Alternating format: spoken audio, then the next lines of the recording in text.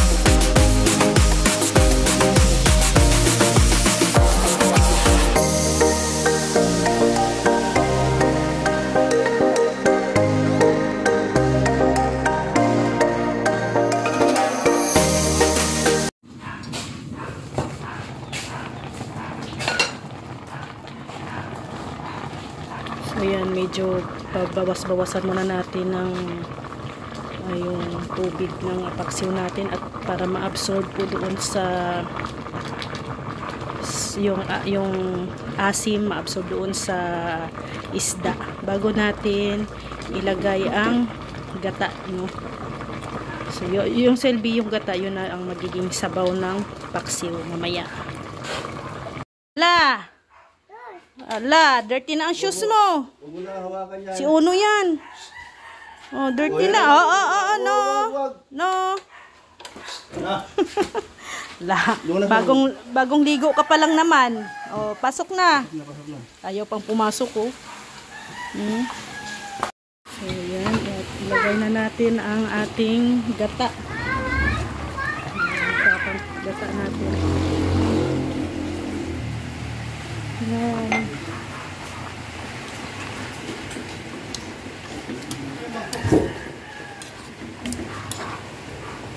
Hintayin natin na magpapasalain sa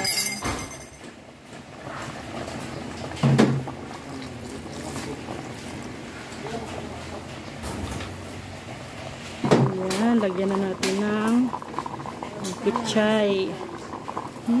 Bango na. Sarap.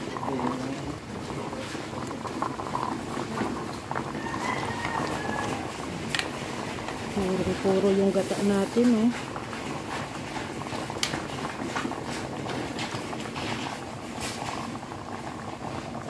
Ayan to, ma. Ayun na lang. Gawa, oh, kanina. Gawa ni Kuya Brooks yun.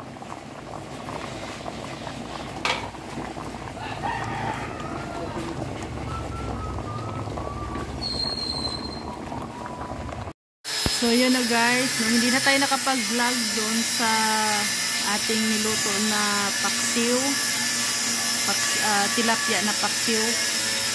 Nakalimutan na natin mag-outro.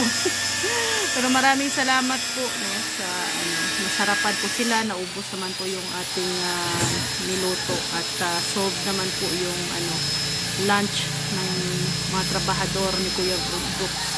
So maraming salamat and God bless po sa ating lahat. See you tomorrow, guys. Bye.